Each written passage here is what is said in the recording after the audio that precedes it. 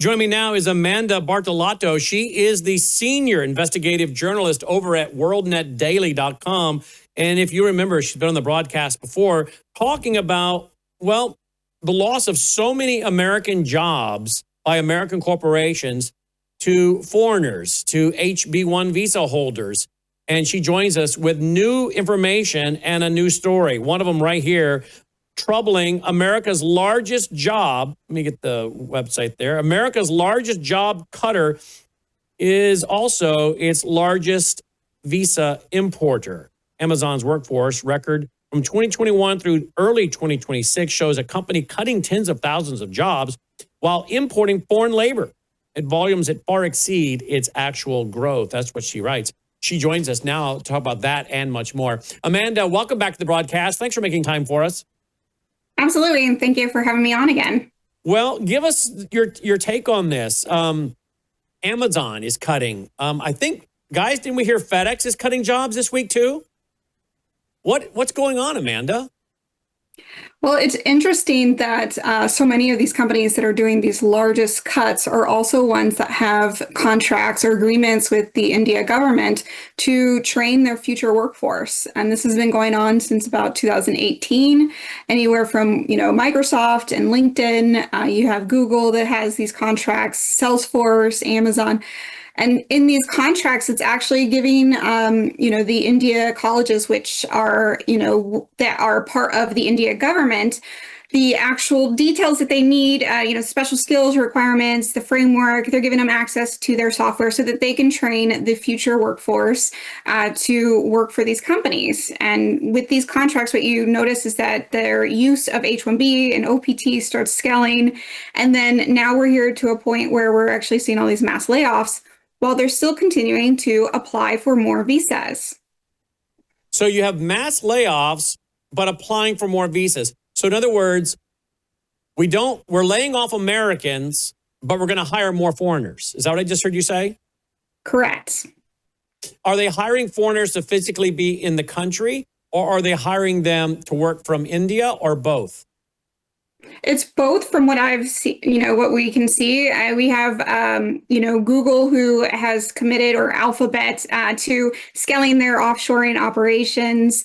And it's the same way with all of them, because if they can, do part of the work in India for, 1/10 of the cost of what an American costs, that's what they're going to do. But these visa workers also come with a substantial, cut in price, because not only are some of the American tech workers are reporting, these are people who've been, with Amazon for many years, have a lot of seniority. There was no reason for them to be cut other than they've been there long enough that they cost more. And so that's what we see with these influx of H1B workers, is that they are primarily young. They're in that age group where they're not as often having kids. They're usually, if they're coming here on OPT, they're students that just freshly graduated. So they cost a lot less than Americans. And they can, take a lot less pay than Americans, because a lot of the times that they'll, live in the same house with a group of them. And so they don't have to worry about, making less money than the American, or making less than what is actually livable in the United States. How many of them, do you know how many on average live in a house together? It just depends on, which operation they come in on. A lot of these body shops, a lot of the articles that I've, wrote recently are about these mass cartels. And in those scenarios, they'll have anywhere from 6 to 12 individuals in a home. And that's what they do. They bench them until they get work. And so then they advertise them as, cheap as possible to these bigger employers. Like Walmart has a substantial amount of body shops that they use for their workers. So does Verizon. You have so many of these, bigger employers that used to have more employees, but instead they're using these contracting models. And these contractors have this body shop model where they're housing these people. They're charging substantially less for that worker, or even paying them less and charging more in those scenarios so they can get a bigger cut. And these workers are more than happy to do that, because back home, not only are they competing with, a billion other people for jobs, but their, GDP is $2,500 a year. So just break this down. You have these companies that are basically like headhunters. But that they do is they go out and they hire and find jobs for foreigners. So this company goes out and they find a job and negotiate the rate, and then they take a percentage. So every time those people are going to work, they're making a percentage on their work. So the more of those guys they got in the field working, every hour, boom, boom, boom, boom, boom. The body shop, as you call them, is making lots of money every hour on no telling how many workers they've put in the field. They put 6 to 12 in a house. If a contract runs out, the worker can just sit there and wait maybe a couple weeks or a month till they get their next job. And they're willing to work for a lot less because you say their cost of living is pretty low if there's a bunch of them living in one house. And if they go back home, you said they're competing against 1 billion people where the average yearly income is already so very low. Come here to America, I guess they're in high cotton, as they say here in America, right? Correct. And it gets even worse because they are making so much money off of these workers, and they only make money if these workers have jobs. They usually will make connections. Either there's, a hiring manager that's in their model that, gets a kickback as well. If they're not in that model, there's ways that they, work together to make sure that that hiring manager gets benefits to hire just from that company. It's a complete ecosystem, and some of the I have a evidence archive that I work off of that so I can show people the actual evidence that this isn't just words on an article, that there's actual activities that are happening. Here's all the evidence. It actually shows the documented, like where they're housing them. They're, trying to recruit H1 transfers, recruit students. They have actual roles that are OPT recruiters that, their only job is to hire foreigners. And this is in America. This is American jobs. These are jobs that entry-level students should be able to get. And instead, they're being forced out. And a lot of these workers don't even have the skills. A majority of these operations, they train them after they get to the United States. So not only do they use proxies for interviews, but they'll train them, just to know the basics to get past a interview, even if they have to do an interview because of the, kickback model. But they train them in these skills. And so you have people who are not actually skilled, that don't have experience in these roles, but they're being marketed as if they do have the skills and the experience, working on infrastructure that it not only puts us at, national security risk, but safety risk. Look at, with planes falling out of the sky, you have foreigners who aren't actually skilled working on software. And they're unskilled, they're working on software. And of course, Americans are losing jobs and lives are at risk. Okay, here's another headline from you over at worldnetdaily.com. We're hiring IT workers, but Americans need not apply. How widespread visa-coded tech recruiting has quietly replaced the hiring of qualified U.S. workers. Okay, that's what you're talking about. But you're saying where companies are hiring, but it's being coded so that anyone that applies that's a U.S. citizen is not going to even be considered. Can you tell me more about that? Yeah, so historically, and the Department of Justice has gone after companies for this, they would say H1 only or H1B only.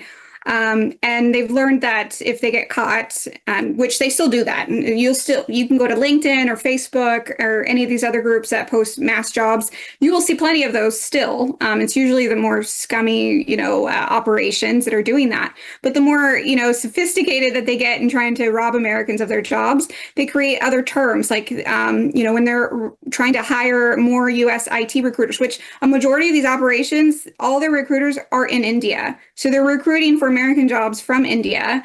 And so that's pretty much all they hire for these roles. And then they're asking them to know things like U.S. tax terms. And so when they're saying W-2 only, they're actually referring to, we will not only hire H1B workers, because an H1B worker cannot work on a 1099, which is kind of common in contracting.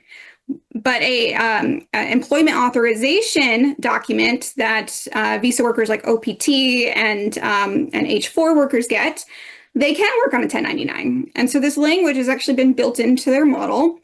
Same way with when they say locals only, they mean somebody within their network. They don't mean a local like an American. They just mean that, hey, do you have a H1B worker who, potentially just got off the plane? But if it's in their staffing network, they're wanting that person because that person is already got a labor certification from the Department of Labor to say that they can work in that area. And which is important because they, if ICE shows up and they're working in a different state than what they're allowed to work, that could be a problem. So even local only doesn't mean what it used to mean. So why have you figured out yet why President Bush, why President Trump a few weeks ago, a month ago or so now, said we still have to keep bringing these people in. We don't have Americans qualified for these jobs. And yet we now know, as you're saying, many of them aren't even qualified for the jobs they're being hired to do. Why did he say that? Who is whispering in his ear? Is this Chamber of Commerce elite who want cheap workers in here to improve the bottom line? What is it?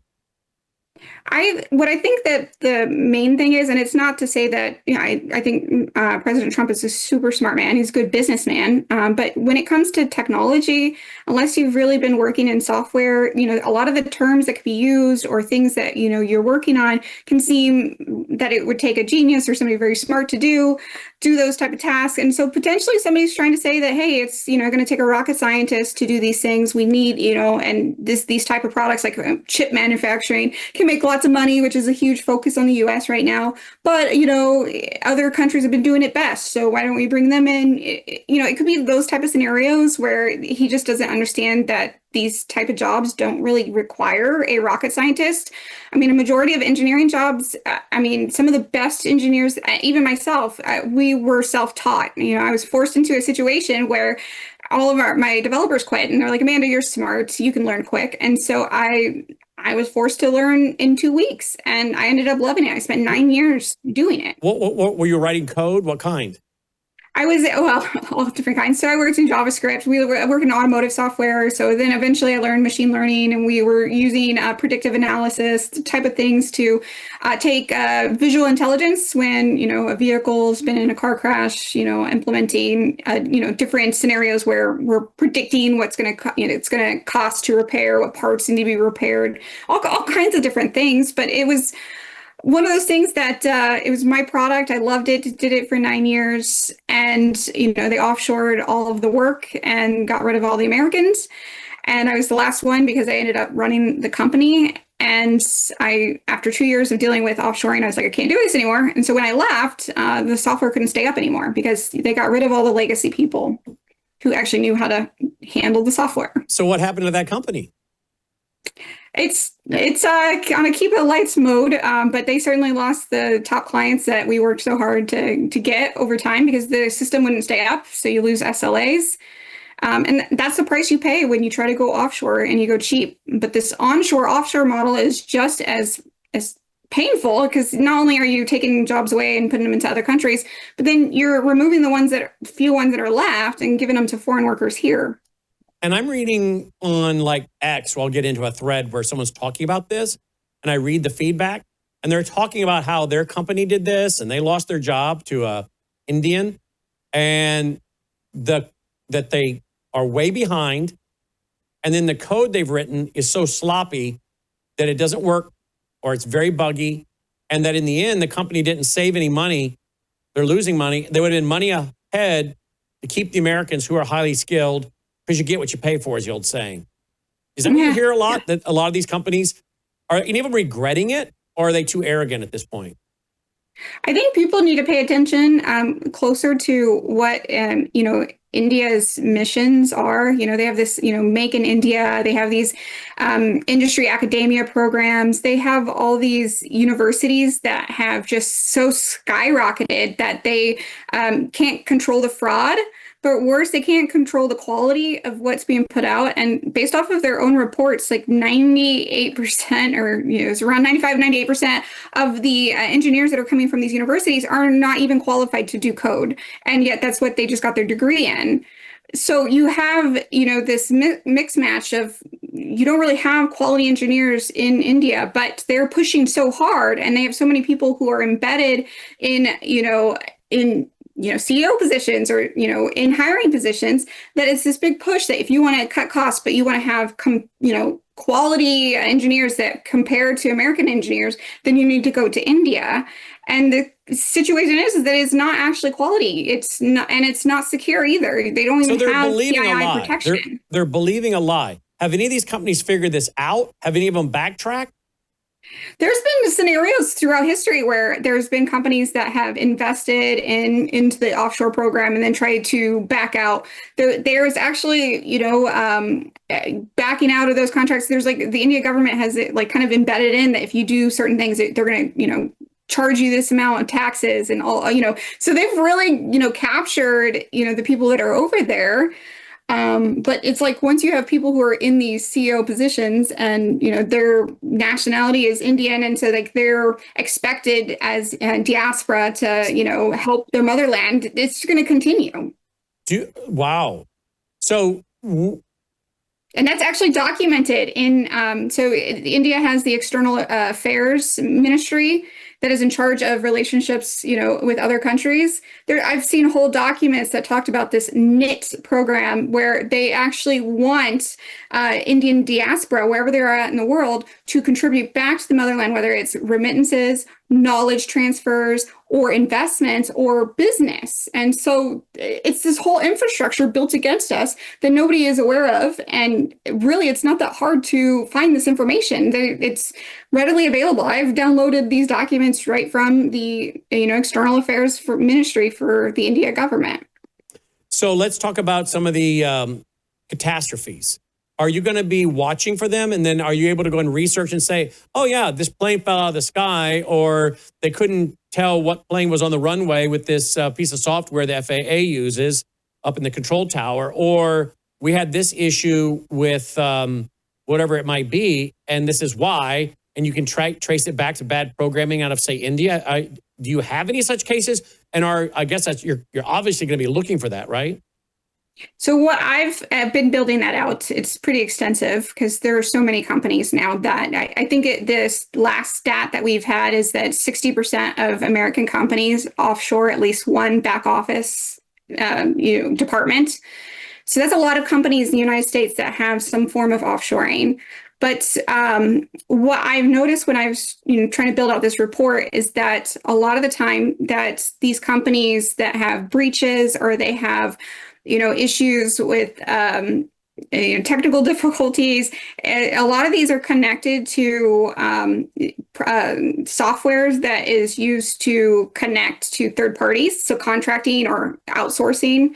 And then a lot of the times, these are very much connected to the witch companies, which is your Wipro, your HCL, your Emphasis, your Cognizant, your Tatas, that a lot of these breaches do get connected back to that framework. So, it can be plausible deniability, but at the end of the day, it's usually connected to, a third-party software system that is allowing for outsourcing. And if you did that in-house, then you wouldn't have had these, $400 million, data breaches like we just had recently. What about India using any of their relationships with foreign enemies? It's a huge possibility. I mean, I just seen a document the other day from their Confederation of India Industry. It's another lobby group for the India government, although they claim they're not, government.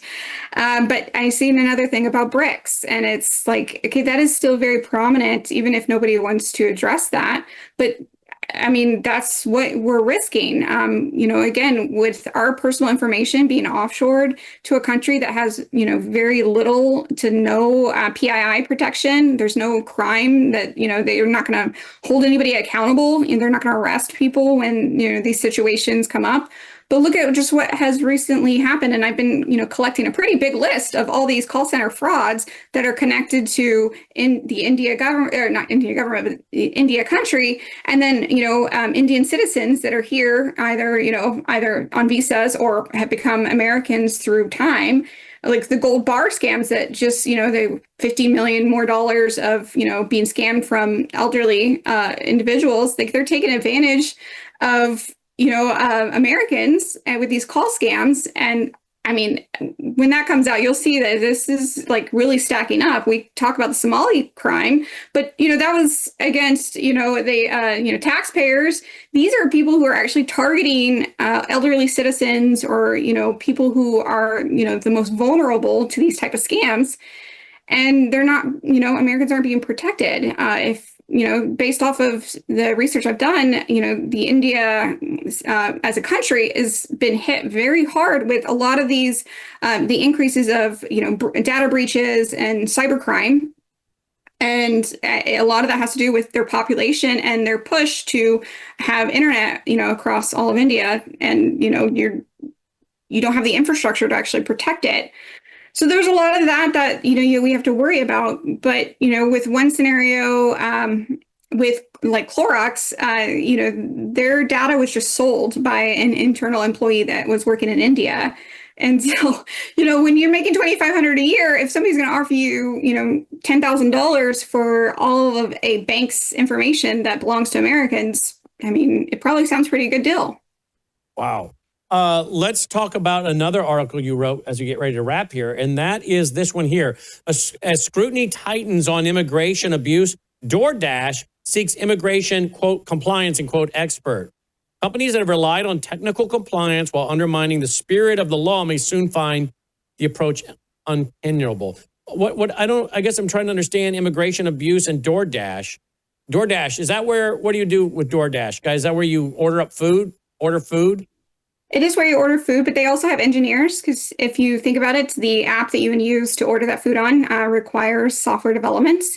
It also requires product managers and business managers. So the jobs that they're actually trying to get H1B workers or perm jobs for are for the professional roles, not your drivers.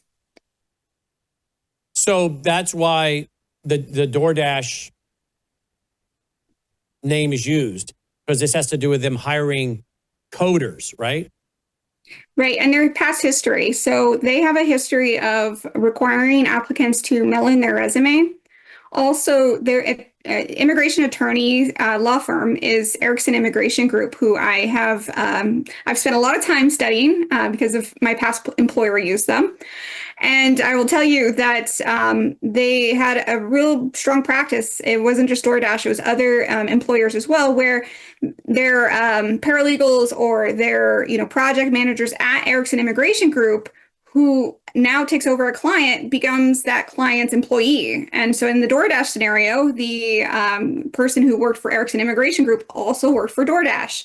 And that becomes part of a regulation violation, because it is in a conflict of interest if you work for the immigration law firm to be managing a program, which is the PERM, so it's the process to get a green card program, where you have to, in good faith, try to recruit Americans, which is the only time they're required to recruit Americans.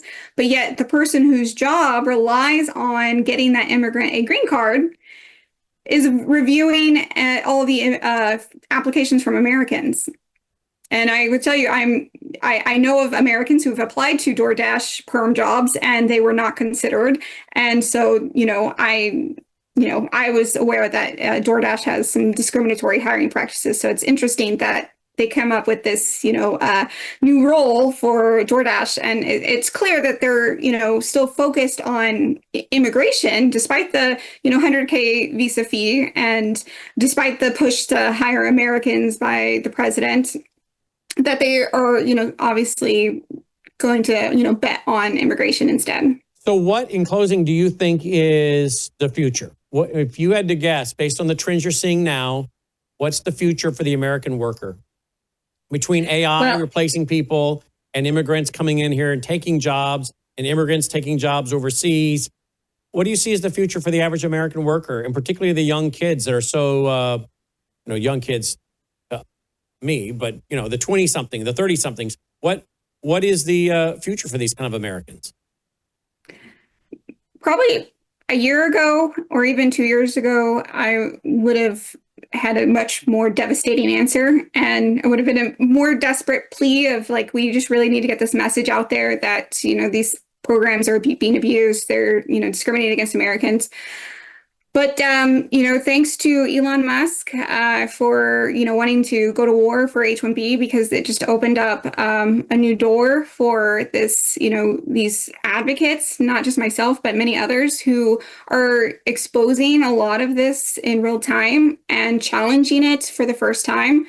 the Immigration and Nationality Act, which controls all the rules and, the laws and the regulations around bringing foreign nationals here for employment reasons. It's very complex, and it's, most Americans don't immigrate, so we're not familiar with the rules. And now, Americans are being educated and these things are being exposed. We have, journalists that are going out to these H1B locations and finding empty buildings or finding it attached to a apartment or a house. And the more this gets exposed, the more we break the system that they've created to displace Americans, it's going to be a lot harder to continue replacing us with these cheaper foreign labor workers. But on top of that, at the states, and this is what we risk the most, is that, we do risk offshoring more and more. Today, I will tell you, I guarantee everything that I've read, India is not ready for, or has the capacity to take on all the work from the United States. So we still have a window where we can stop that from happening, all the offshoring of American jobs, but it's right now. And so getting more of the awareness, and not just advocating against the immigration, but advocating more about the outsourcing and offshoring. And if anything, if it's, it's going to remain being legal to offshore and outsource, at least make it illegal to go to countries that don't have laws that protect our information, but also have remained on our trade watch for stealing IP theft and stealing classified information. Like, India is still on that report. So why are we sending them our information? So I think that we need a lot more digital security for not just our information, but we have all of this AI and data that is getting harvested, which, if we're wanting to be the top leaders in that, then we really should be constraining how much information we're sending out, and so we're stop giving it away. So people like you who are getting it out there to us to educate us, we are making progress. You are seeing some hope, but there's a lot of work left to be done. Yeah, for sure. Good. I hope folks will visit the website, worldnetdaily.com, WND.com. You can find all of her great articles. Amanda Bartolotto. Amanda, great work. Thank you for being with us again. Hope you'll come back. Yeah, thank you. Yes, have a good one. You too. Amanda checking in tonight. Check out her articles over at WND.com, WorldNet Daily. I used to write for them 20 plus years ago, WorldNet Daily. All right, guys, roll the music. Let's call it a night. WorldviewFoundation.com. Again, folks, if you appreciate what we're doing, we need your support. WorldviewFoundation.com. You'll also find our mailing address there if you prefer to support us through the mail. And please don't sit there and say, my $10 a month, my $20 a month doesn't matter, so I'm not going to waste my time. Most of our contributions are small donor contributions. They all add up. So it does matter. So thank you for going now to worldviewfoundation.com, or you can use the phone number or our mailing address on the website. May God save America. Take care.